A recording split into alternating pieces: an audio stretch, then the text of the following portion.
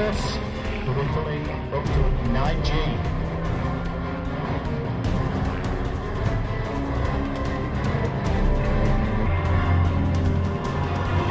And Megan flicks off the top and completes the loop. 34 years old, Phil, avionics, take the shoot solidly to train. Works his best on the AWAC Star F Wellington. At the end of August, Lucky So-and-so is posted to the Red Arrows.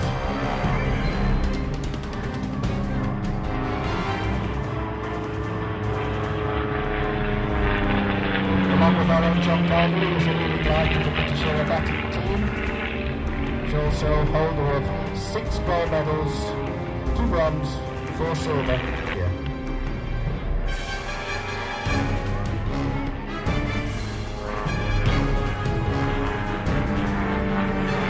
He's selected as a member of the British team to fly Poland for the World Championships. Like all things, it's a matter of sponsorship, and we're desperately trying to get him sufficient sponsorship for him to go out there.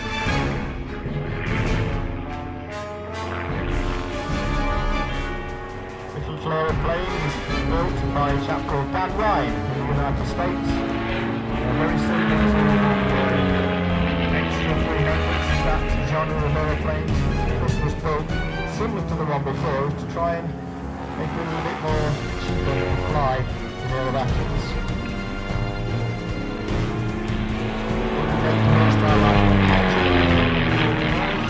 Extremely nice aeroplane, very good.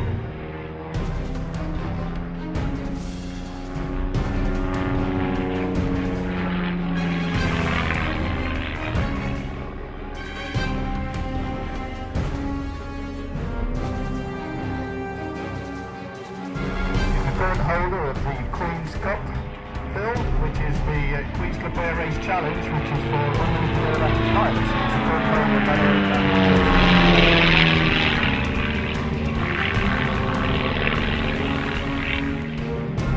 a little bit of negative G there as he was pushing the cup from foot to the head.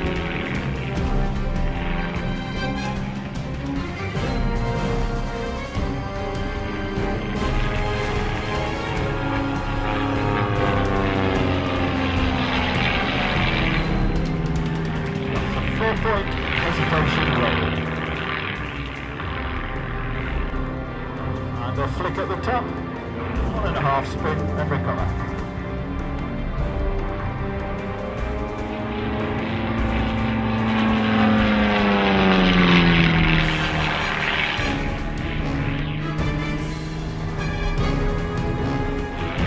On the Tower of Cranwell we have a situation board for all the aeroplanes and their technical status. This one has a technical problems and it said will not fly straight and level.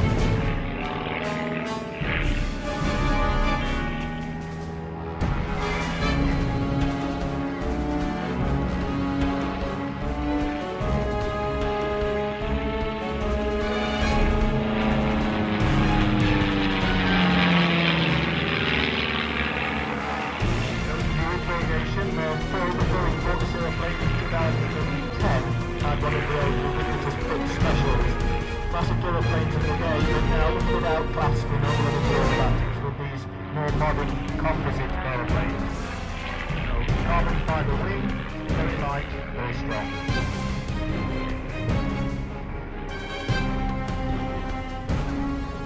They're losing speed, but small turn at the top, full left rudder, just pops over, and reverse direction.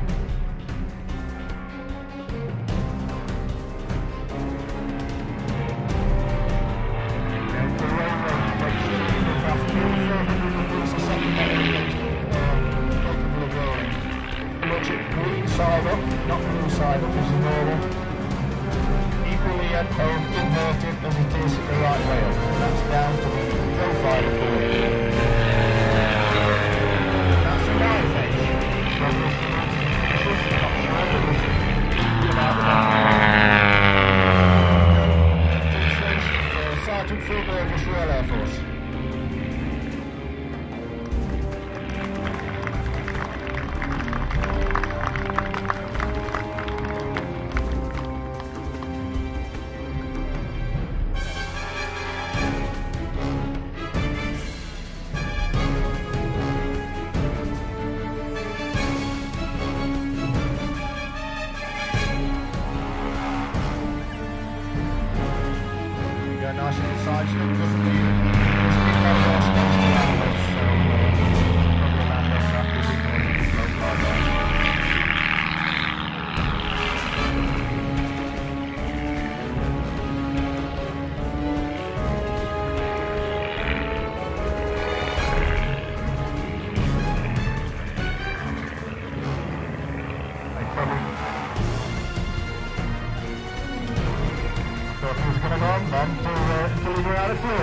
trailing off this one.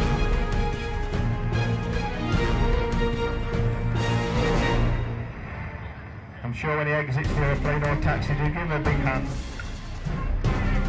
Don't forget, don't go away. We've got our own local pilot, John Calverley, next in the Yak 52.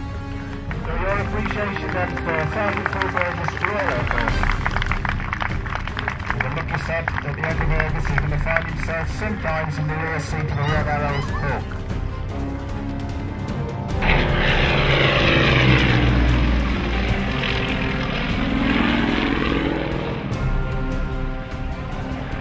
Little Russian muscle, this aeroplane. I used to fly a Yak 52 like this when it was based here. I can assure you, over-engineering isn't the word the Russians understand. Why put a 10mm bolt in anything when you can get a 20mm bolt in? 3 new rugged aeroplane used for ab initio training of fast jet pilots in the former Soviet Union, now Russia.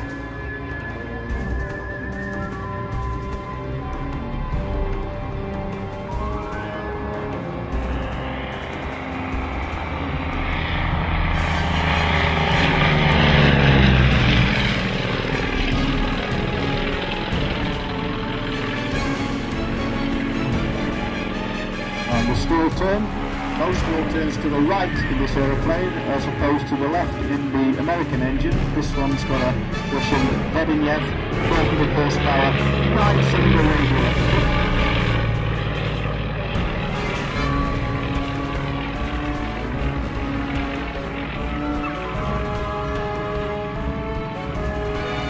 The way of engineering, there's not much electrics at all on this aeroplane. Little battery for the radio, everything else is air driven through an air pump. 2 big cylinders, pressurised in the back to start.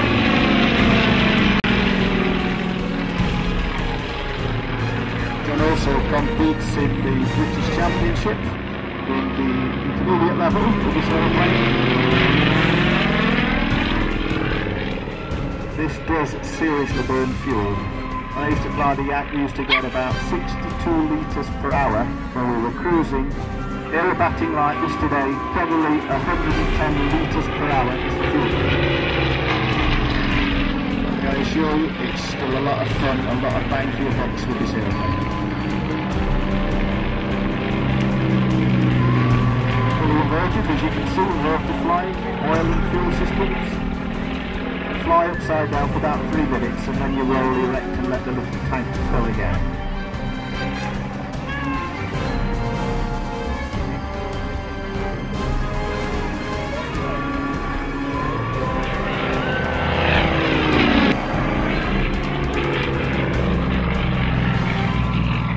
I apologise for no smoke. We had a slight technical problem with the aeroplane. Smoke oil, but it's not detracting too much from the display.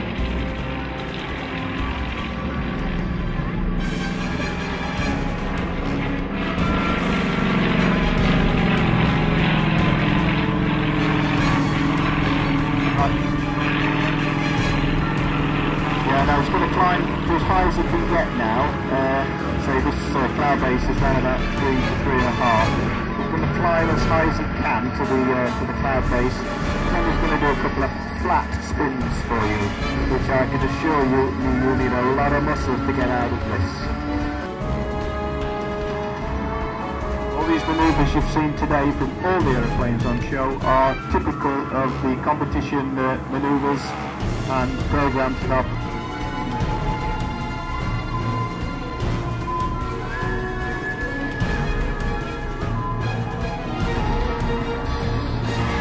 Right, we're going to enter the spin shortly. It'll be a normal entry and then power on, and it will then flatten the spin out with a bit of outspin aileron, and that flattens the spin out into around about 360 degrees rotation per second.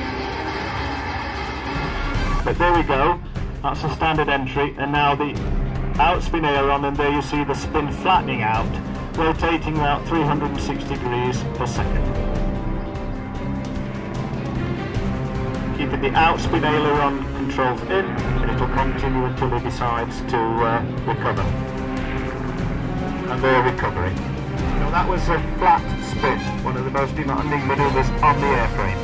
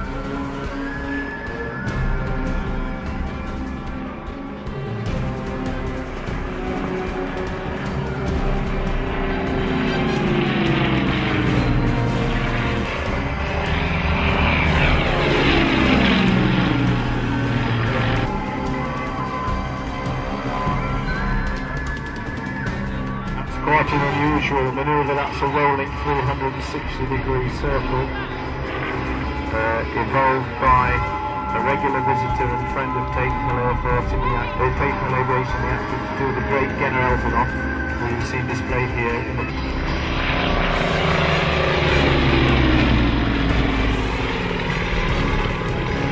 pushing just a little bit of negative as he comes out of that inverted pass.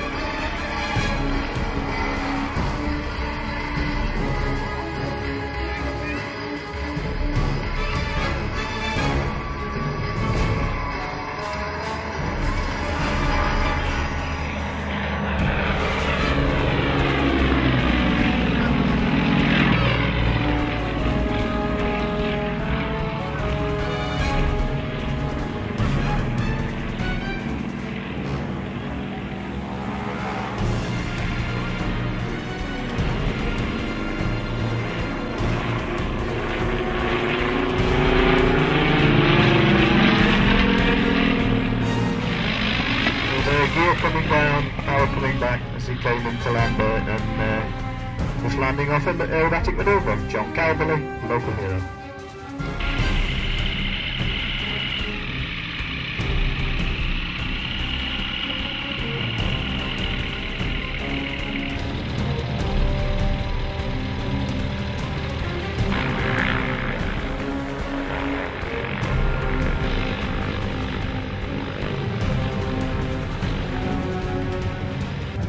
In the last hour or so, the air ambulance are doing tours around their facility in their gorgeous CC-135 helicopter. That's while it's on the ground.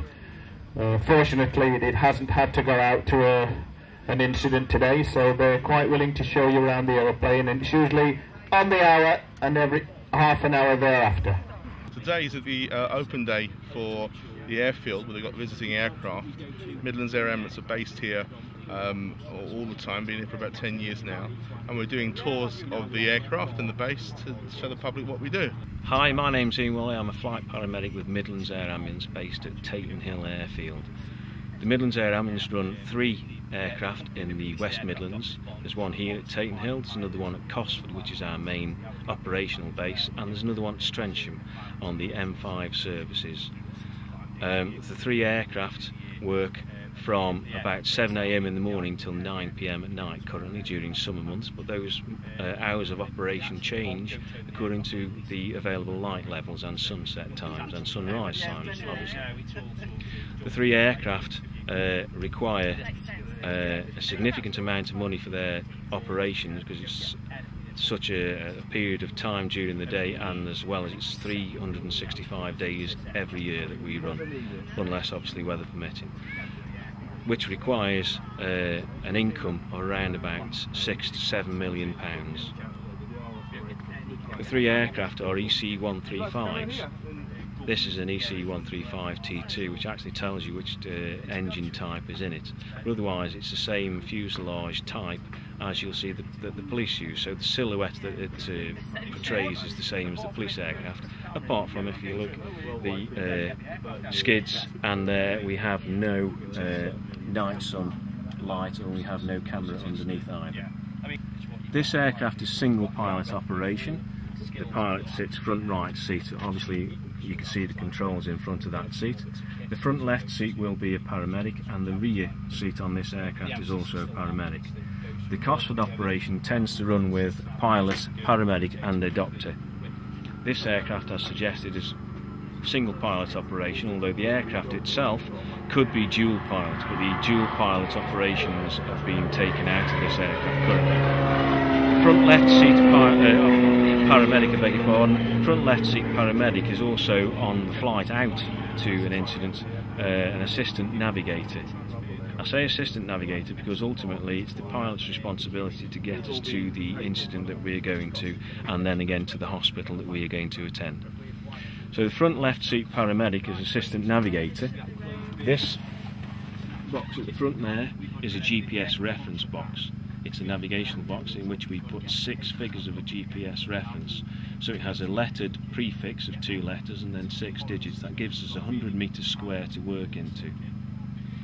That screen there is to do with the aircraft operation. We'll also change into what looks like a satellite navigation system as you have on your car. If you also look at these maps, these are the maps that we work to, and if you can see there, we're currently at Tatenhill. This is a rough idea of the patch that we cover, but if I open the map out, it'll go as far as Norwich and as far as Llandudno and up as far as Hull in the north and Oxford in the south. But still, if we get asked for an air ambulance transfer, we can transfer into hospital to hospital throughout the UK. A singular patient on the stretcher, as you see there, orientated in that manner, and the head end is this end. If on occasion we get asked to take someone, a parent, loved one, carer with us, we can accommodate, depends on how much fuel that we've burnt off on the way to the incident that we've attended. But as suggested, we tend to be single patient operation. Once in flight with a patient, this seat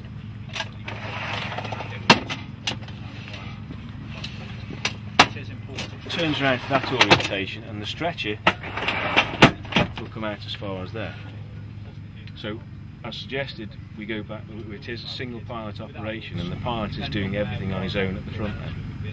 So he's got no assistant navigator at all. So it's quite a heavy load on the pilot at times, talking to air traffic and wondering what's going on in the back with us, and trying to keep a straight and level flight. In the back here, once we have a patient on board, whoever sits in this seat tends to care for the patient's head and airway, and whoever sits in the other seat tends to be watching the monitor and caring for the patient's chest and abdomen. If we have a patient with a leg injury or leg problem, those tend to need to be sorted and cared for before we load the patient on, because if you look in the back there, the patient's lower abdomen and legs go underneath where the gearbox and engines are situated in the aircraft. And this stretcher comes out here. As I say, this is the head end of the stretcher, and if we have a patient with a leg injury or a leg problem, as suggested, we have to make sure that we've bandaged, splinted and sorted as much as we can before flying. Once the patient's loaded on the stretcher, stretcher gets locked in that position, and I suggested the seat slides back to that position.